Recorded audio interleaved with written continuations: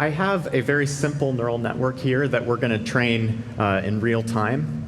And so just a reminder, like Jen-Hsun said, neural networks are used to classify data, which means we're trying to understand what the data means. We're trying to recognize what it contains.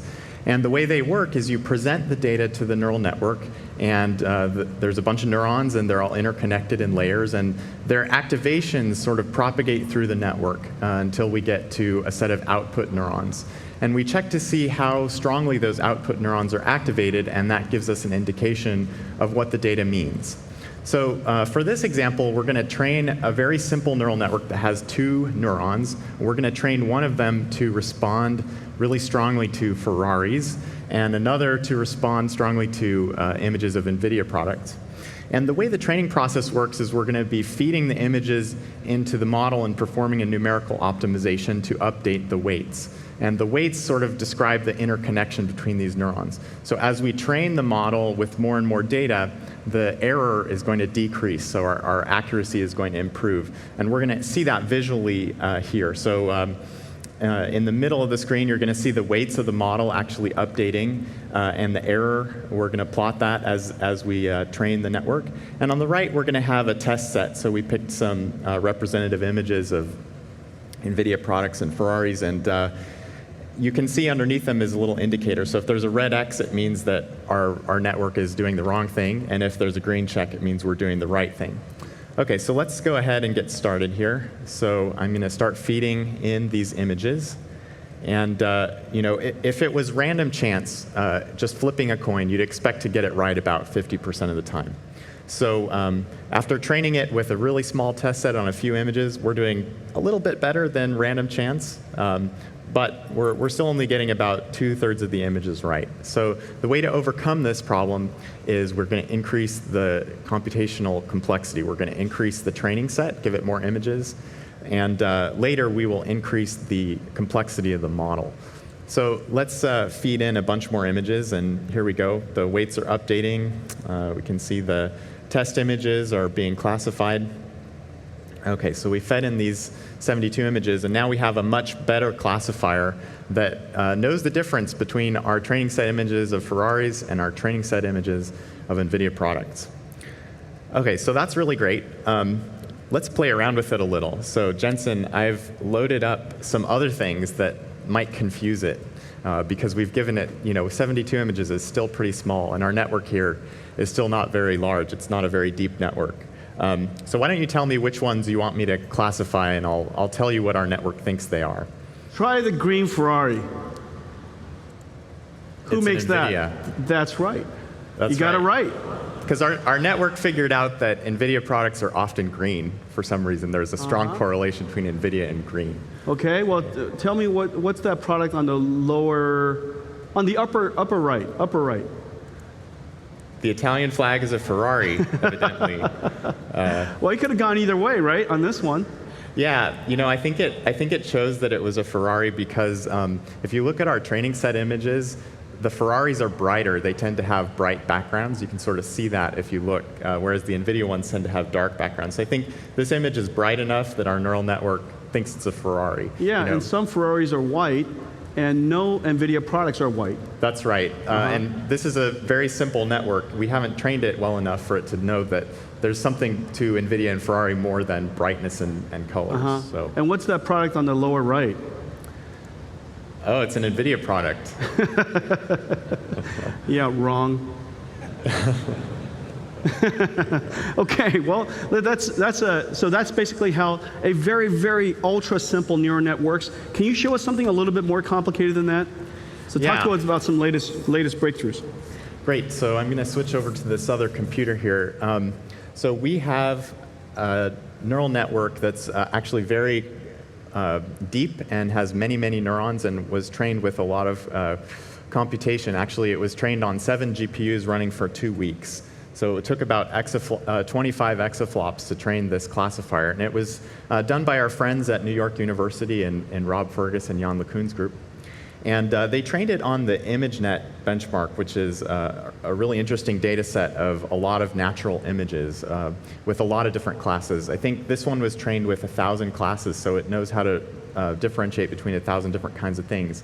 And one of the things that it's pretty good at is differentiating between breeds of dogs. So we asked all of you guys to tweet in some pictures of dogs, and I've grabbed a few of them to put up here. And Brian, this isn't just about recognizing a dog. This is recognizing a breed of dog. That's right. Right? This is much, much more sophisticated than recognizing a dog. That's right. Although, this network knows about a lot of things other than dogs, like different kinds of fish and, other kinds of animals. So it is the first step. It has to figure out that it is a dog, right? So it knows more than just dogs. So just to give you a sense, if it takes 25 exaflops, suppose you have to do that continuously, forever, that would be equivalent to 25,000 or 5,000 times more powerful than the most powerful computer on Earth today. So that just gives you a sense. If you were to train this brain continuously, it would take a computer that powerful. Okay, keep going. Great. So let's see actually what the classifier thinks. So this classifier is running on CUDA GPU. And this one, turns out it's a Dalmatian. So got that one right. Let's pull up another even one. A 2-year-old can get that one right. All right. I don't actually know what a Cairn Terrier is. So this classifier has exceeded my knowledge of dog breeds. But this looks sort of like a terrier kind of dog to me. So I'm hoping it's right. Wow. A Norwich Terrier. Yeah. That's a human hand. That's right, playing with a Vizsla.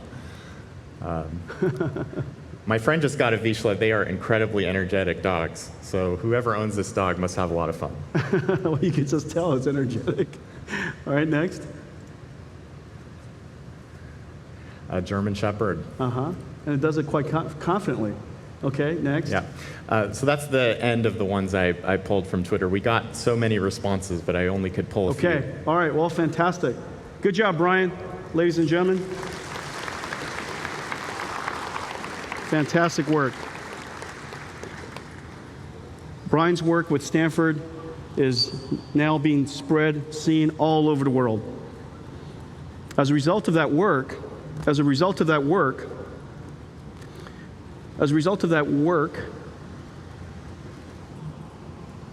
darn it. It's okay. It's a malfunction. It's a finger malfunction. It's not a computer malfunction. This one is easy to solve. It's a finger malfunction. The amount of machine learning work being done all over the world is just growing so rapidly, it's almost hard to keep up. Many experts predict that this is going to be the most important advancement in computer development in the next 5 years. Because of the amount of data that we're being presented with, the type of new capabilities that we can bring to the world is really quite shocking. At GTC this year, you're going to see companies, researchers from all over the world present their work. Companies from Adobe to Baidu to Flickr to IBM. IBM is doing a CUDA accelerated machine learning on Hadoop. Facebook and NYU that you just saw is doing object recognition using deep neural networks. Yandex is here, the leading search company in Russia, using machine learning and ranking research results. Denso from Japan is here, using deep neural networks for automotive safety. And Baidu from China, the leading search company in China, is using GPU-trained deep neural networks for speech recognition, and this is really wonderful, real-time translation. Gene Roddenberry's vision of the universal translator is finally nearly upon us. You can literally talk into a phone, talk into a speaker. The voice is translated by a deep neural network, and what comes out on the other side is hopefully your spoken voice, but in a completely different language. This is just incredibly exciting. So I'm glad you guys are here. You're going to have a lot to learn about machine learning and lots of ideas to share. Really exciting. Number one, the big data that we're getting bombarded by, and the amount of computational resource is ultimately what's going to turbocharge this field. So super excited about it.